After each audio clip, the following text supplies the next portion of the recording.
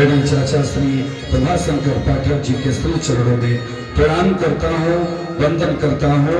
और देवी जी शिवानी जी के लिए एक बार जोरदार ताली बजाइए, जो इतनी बड़ी संख्या में आप लोग बैठे हो, इसको पूर्णतः अपने प्रवचन से सजा के मंच दिया है। अपने देवी जी के पिताश्री के चरणों में प्रणाम करते हैं। बहुत सुंदर व्यक्तित्व के धनी हैं आप।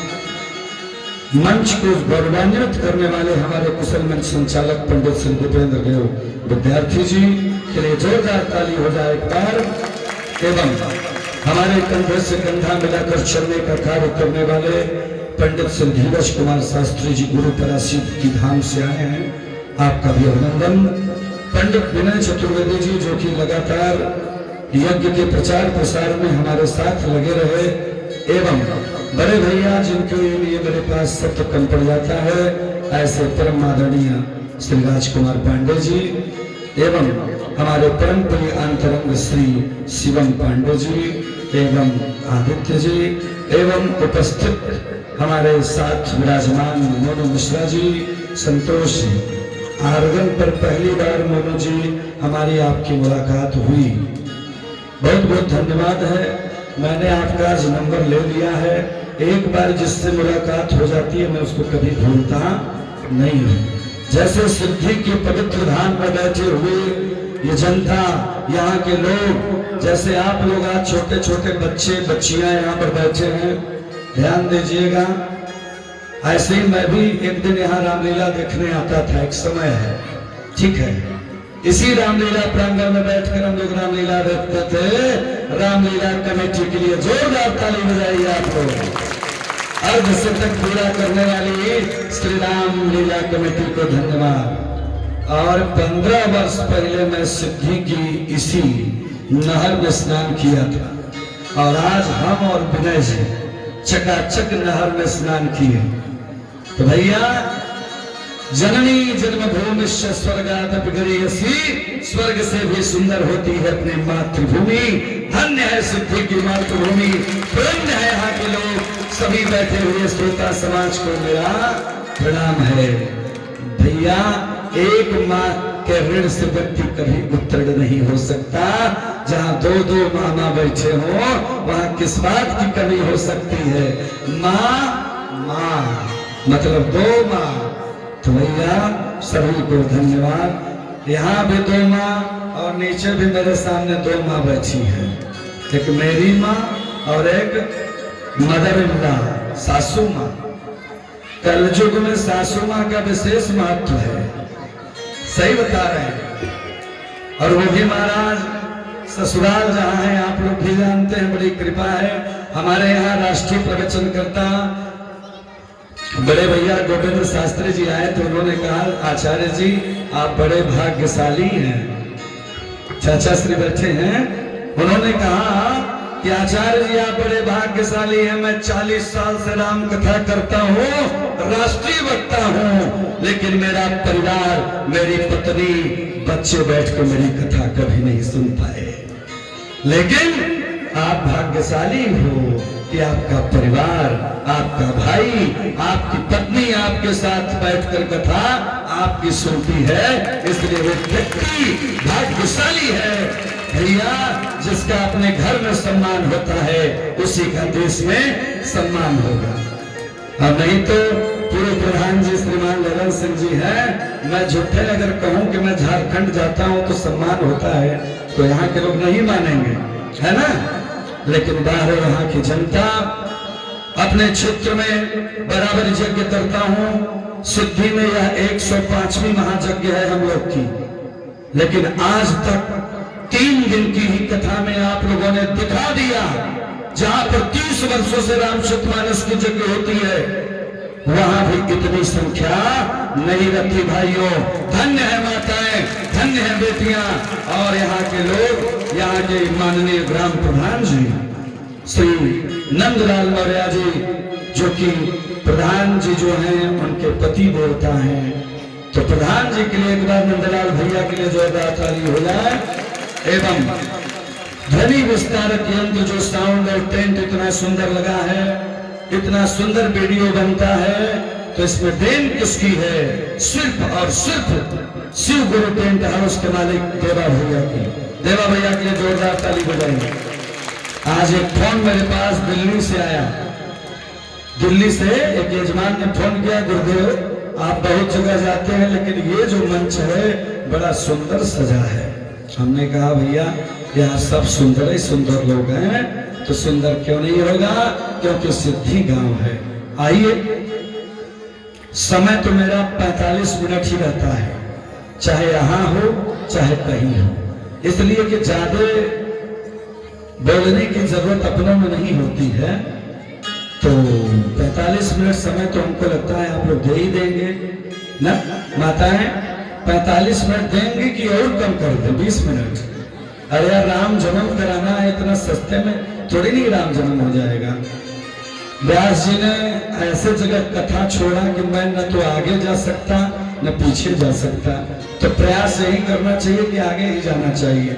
लेकिन मैंने कल चर्चा किया था कि दुनिया में देव हजारों है, बजरंग बली सा कोई नहीं। दुनिया में देव हजारों है, बजरंग बली से देव नहीं।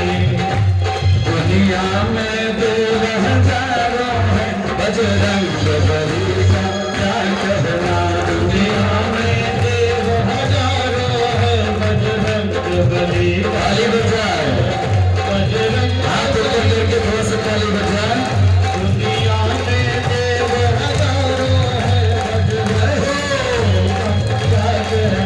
बजरंग बली का क्या कहना। इनकी शक्ति का क्या कहना। बली का क्या कहना, इनकी शक्ति का क्या कहना। इनकी शक्ति का क्या कहना, इनकी भक्ति का क्या कहना। इनकी शक्ति का क्या कहना, इनकी भक्ति का क्या कहना।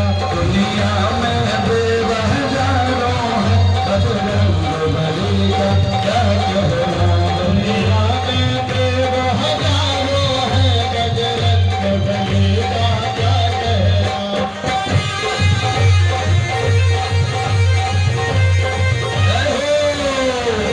आप तो जय श्री राम।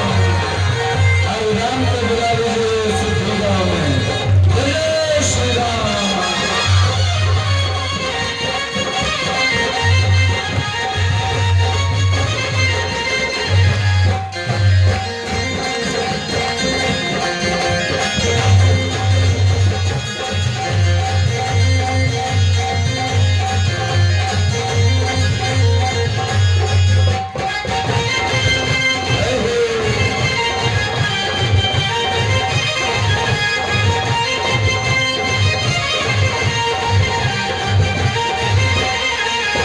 हरि वृंदावन बिहारी लाल की जय हो। तो भैया, बंदर का मुंह साधारण नहीं होता, बंदर का मुंह हनुमान। दुनिया में हजारों देवता होंगे, लेकिन भगवान श्री राम ने मोहर लगाया, सुप्रीम कोर्ट ऑफ इंडिया का मोहर लगा कि सबसे बड़ा देवता कोई है तो हनुमान, क्योंकि भक्त भगवान से भी बड़ा होता है। आज प्रमाण देख लीजिए, कलयुग में सबसे ज्यादा पूजा हनुमान की होती है। जितना राम का मंदिर नहीं बनता, उतना हनुमान का मंदिर बनता है। प्रत्यक्षम किम प्रमाणम। हनुमान महाराज की जय जयकार हो। बोले सीताराम भगवान की जय हो। तो आइए, बहुत सुंदर देवी जी चर्चा कर रही थी, बड़ी सुंदर चर्चा चल रही थी नारद मोह की। भगवान शंकर ने पार्वती को कथा सुनाया, ठीक है। पार्वती जी ने पूछा कि प्रभु राम जन्म के हेतु क्या थे? तो पहले राम जी ने कहा, शिव जी ने कहा कि हे देवी, जब जब हो धर्म की हानि, जब जब हो धर्म की हानि, धर्म की हानि, बढ़ई असुर अधम अभिमानी, बढ़ई असुर अधम अभिमानी, बढ़ई असुर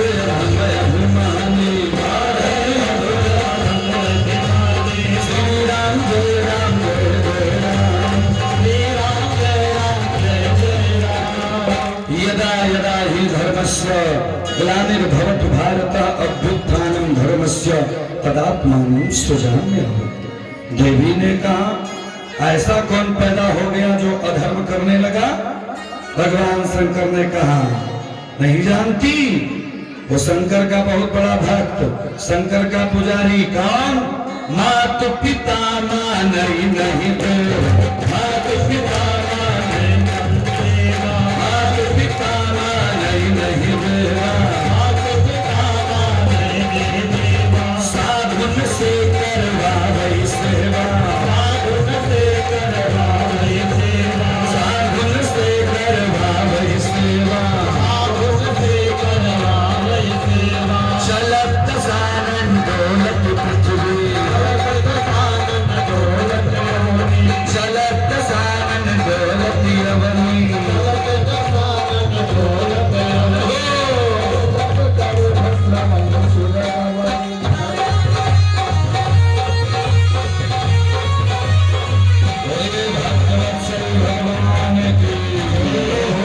महाराज वो रावण जिसके सामने 10 दिक्पाल ब्रह्मा आके वेद का पाठ करते थे, जब रावण चलता था तो पृथ्वी कंपायमान हो जाती थी, देवांगनाओं के गर्भपात हो जाते थे, तो गर्जता था। तो रावण के अत्याचार में सबसे पहले पूजा बंद करवा दिया। अपने अभिमान में पूजा तो खूब करता था, लेकिन कथा बंद करवा दिया, प्रवचन बंद करवा दिया। इतना ही नहीं, साधु संतों को मार मार के देश से बाहर करने लगा। भाइयों, इतना ही नहीं, ब्राह्मणों को अपने देश से निकालने लगा कि ये पंडित रहेंगे, वेद मंत्र पढ़ेंगे तो भगवान खुश हो जाएंगे।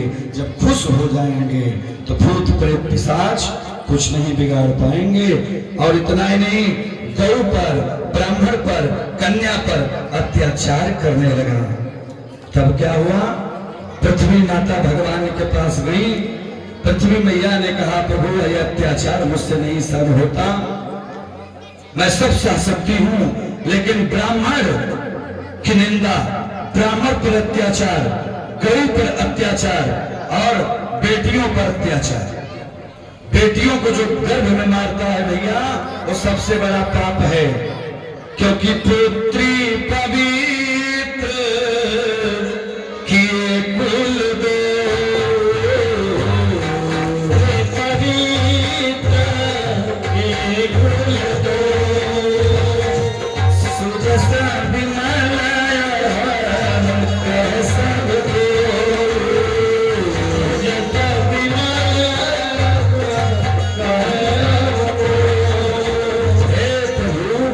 बेटियां पुत्री पवित्र किए कुल दो। बेटी पर अत्याचार भगवान सहन नहीं करते, पृथ्वी पर अत्याचार नहीं सहन करते। और पंडितों पर, कौन पंडित? जो पंडित वेद का उच्चारण करता हो, मांस मदिरा न खाता हो, नहीं धूम्रपान रते विप्रह ब्राह्मणों ज्ञाति सुअरा। जो ब्राह्मण होकर के धूम्रपान करता होगा, मांस मदिरा खाता होगा, उसके लिए नहीं। जो ब्राह्मण गायत्री का जप करता हो, जो ब्राह्मण शंकर का पूजा करता हो, विष्णु का पूजा करता हो, उस ब्राह्मण पर अत्याचार नहीं करना चाहिए। तब ब्राह्मण पर अत्याचार नहीं सह सकते। स्त्री पर अत्याचार जब हो जाता है तो भगवान नहीं सह सकते। और भैया, जमीन पर बैठने वाला यानी देश का सबसे जो गरीब व्यक्ति है, जिसके तक पूरे देश की सत्ता कहीं भी हो, कोई संविधान हो, उठता तो सरकार के पास सब कुछ है, लेकिन उस गरीब के मड़ई तक उसका अधिकार नहीं जा पाता। तो भैया, जब गरीब के लिए, हर एक आदिवासी के लिए, हर एक पिछड़े के लिए भगवान राम का जन्म होता है। कैसे? भगवान ने पृथ्वी को आश्वस्त किया, कहा समय आएगा मैं जरूर आऊंगा। अत्याचार बढ़ने दो। अत्याचार बढ़ते बढ़ते बढ़ते इतना बढ़ने लगा कि न तो श्रीमद् भागवत में लिखा गया, तरुणी प्रभुता गे हे श्याल को बुद्धिदायका, अपने भाई से कोई सलाह जब नहीं लेगा कल युग में, घर में कुछ करना हो तो भाई से सलाह न लेके जब साले से सलाह लिया जाए तो समझ लो घोर कलयुग आ गया। जब भाई से सलाह न लिया जाए, साले से सलाह लिया जाए तो समझो कि घोर कल जुग आ गया देवा भैया। और तरुणी प्रभुता गे है, जिसके घर में नई नबीली स्त्रियों का चलने लगे, बूढ़ी माताओं को कोई सम्मान न करे, तब समझो घोर कल जुग आ गया। अच्छा, सिद्धि में तो ऐसा नहीं होगा ना बहन जी, सिद्धि में तो अच्छे लोग रहते हैं, सज्जन लोग रहते हैं। यहाँ पे पीछे वाले भैया लोग कुछ बोलेंगे क्या? इधर बढ़िया सुंदर सत्यनारायण भैया हैं, जोखन मामा हैं, सभी लोग हैं, सिद्धि के लोग अच्छे हैं, सिद्धि में तो ऐसा नहीं होगा। लेकिन नियम है, जब कलयुग का अत्याचार बढ़ेगा तब वही होगा, माँ नहीं मात पिता नहीं देवा, साधुन से करवावे सेवा, तब भगवान को आना पड़ेगा। जैसे आपके गांव में आज राम जी आ रहे हैं, 7 साल पहले सतचंडी महायज्ञ हुई थी, वहां आए, लेकिन उसके बाद यहाँ 7 साल बाद आने जा रहे हैं। यहाँ रामलीला होती है, प्रवचन नहीं होता। मैंने एक प्रश्न किया था आप लोगों से कि भगवान श्री राम रामचरितमानस में किस जगह रामलीला किए, यही बता दीजिए। तीसरा दिन है, अभी कोई बताने वाला तैयार नहीं हुआ। रामलीला की शुरुआत कहां से हुई है रामायण में, हमको आप लोग माताएं नहीं बताई, पुरुष भाई तो जरूर बता देंगे।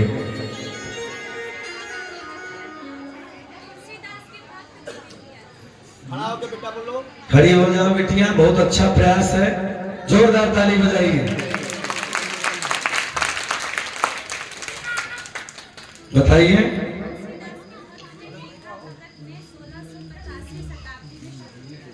बहुत सुंदर, ये तो रामलीला आपने बताया।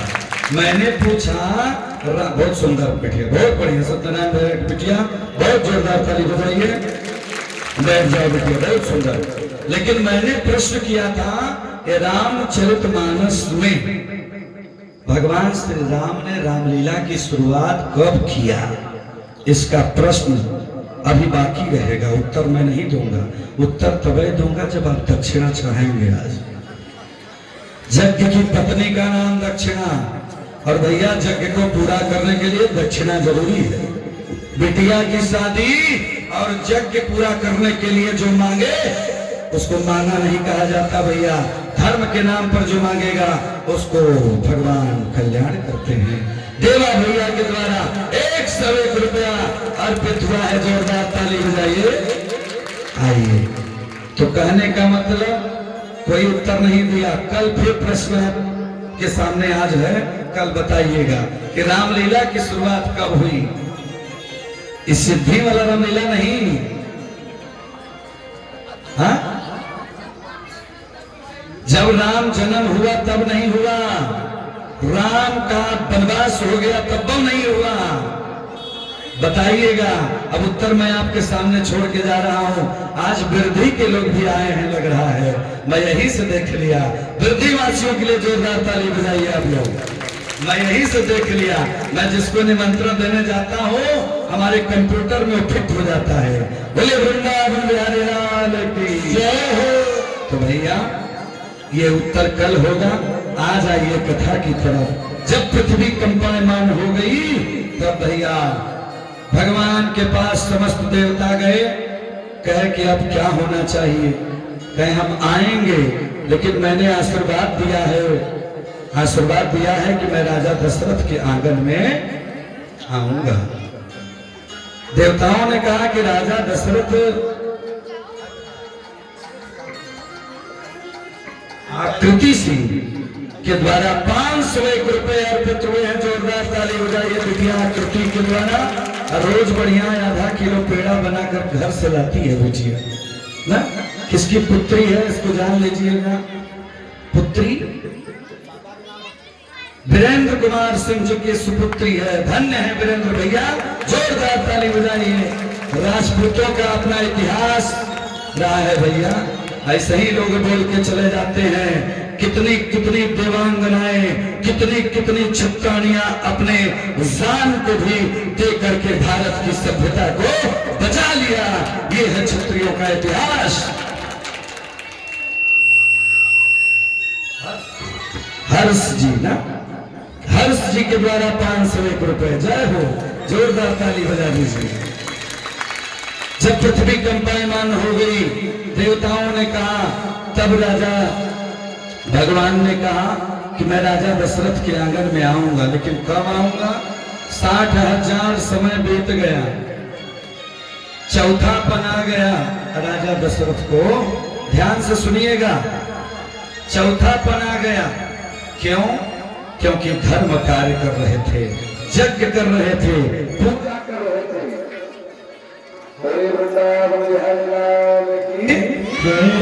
देखिए, बचा के रखिए। बारह देवा भैया, बोले भक्त वत्सल भगवान की जय हो। तो बहनों, जब 60,000 की उम्र हो गई, समाज का कार्य कर रहे थे, अपने प्रजा का पालन कर रहे थे, आज के राजाओं की तरह नहीं कि हम बन गए दुनिया बने या न बने। राजा दशरथ पहले समाज का पालन किए, समाज में सुरक्षा व्यवस्था बनाए, कानून व्यवस्था बनाए। उसके बाद एक दिन की बात है भैया, कभी कोई कुछ कार्य में लेट हो तो बहुत सोचने की जरूरत नहीं है, क्योंकि सब ही नचावत राम गोसाई,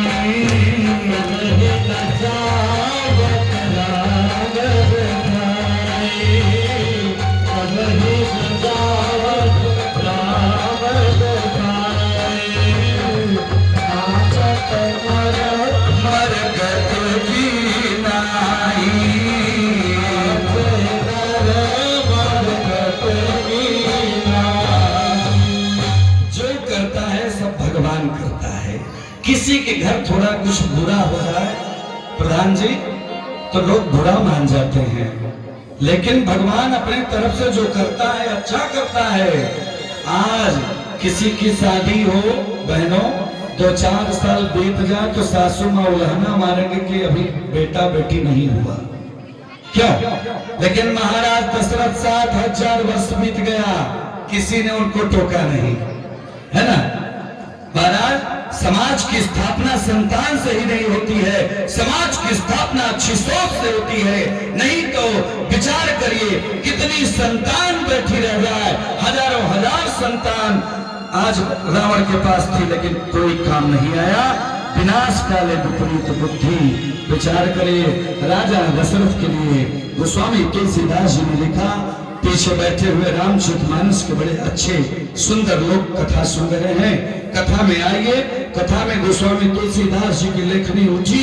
गोस्वामी जी ने लिखा, एक बार भूपति मन माही, एक बार भूपति मन माही, एक बार भूपति मन माही, भयउ ग्लानि मोरे सुत नाही, भयउ ग्लानि मोरे सुत नाही, भयउ ग्लानि मोरे सुत नाही,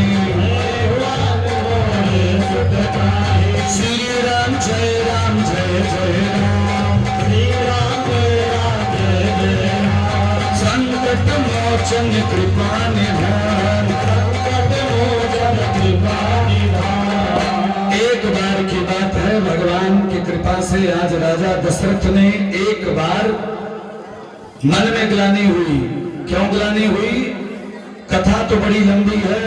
ग्लानि इसलिए हुई कि धीरे धीरे समय व्यतीत हो गया। एक समय की बात है, रामायण सतकोटि अपारा। हर रामायण में आदरणीय श्री सभी लोग समझिएगा, अपना अपना वक्तव्य सभी ने दिया। तो रामचरितमानस अन्य ग्रंथों में क्या लिखा है उसी का भाव देने का प्रयास करता हूं। एक समय की बात है कि राजा दशरथ को ग्लानि हुई, कष्ट हुआ। श्रीमान श्री अजित सोनी जी ग्राम कुसुमा से पधारे हैं। 221 रुपए अर्पित हुए। अब सिद्धि हो गया पूरा। अब है पारी कुसुमा की। कुसुमा में भी यज्ञ होने वाली है, ठीक है। अब कुसुमा में भी यज्ञ होगी, क्योंकि यज्ञ होनी चाहिए, धर्म की स्थापना तभी होगी। आइए, भगवान की कृपा से आज राजा दशरथ के मन में ग्लानि हुई कि 60,000 वर्ष बीत गया, अभी हमें संतान नहीं हुई। तब क्या हुआ? अरे गुरु गृह गया तुरंत नहीं पारा, गुरु गृह गया तुरंत नहीं पारा, गुरु गृह गया तुरंत नहीं पारा। शरण लागी करी विनय विसारा, चरण लागी करी विनय विसारा। अच्छे लोग बैठे हैं, ध्यान से सुनिएगा भैया। मन में जब कष्ट हुआ, मन में ग्लानि हुई तो किसके यहाँ गए? अपने गुरु के घर गए। माता पिता और गुरु ही आपके ऐसे हैं जो आपके कष्ट का हरण कर सकते हैं। नहीं दुनिया में सठोरा आ गया पहले ही, वाह सठोरा तो बटेगा ही आज। दुनिया में प्यारे कोई ऐसा नहीं है जो किसी का कष्ट का हरण करे। वो ब्राह्मण ही ऐसा होता है जो दूसरे का भला चाहता है, दूसरे का कल्याण चाहता है। उसमें ब्राह्मण का कोई स्वार्थ नहीं है भैया, केवल ब्राह्मण सबके भले के लिए जन्म लेता है। सच्चा अगर ब्राह्मण है तो सबका भला चाहता है। सत्यनारायण भैया के सुपुत्र आयांश नाम है ना, आयांश के द्वारा भी 201 रुपए भगवान श्री राम जन्म के शुभ अवसर पर प्राप्त हो रहे हैं। तो गुरु की कृपा जिसके ऊपर हो जाए, गुरु के यहाँ राजा दशरथ गए। कैसे गए? बिना चप्पल जूता के गए, गाड़ी घोड़ा सब घर पे, लेकिन गुरु गृह गया तुरंत मही पाला, चरण लाग करी विनय विसारा। अपने गुरुदेव के चरण लागे। कैसे? पहले जमाने में गुरु जी लोग आते थे तो एक भजन गाया जाता था, दीदी गाती है कैसे? अरे गुरु चरण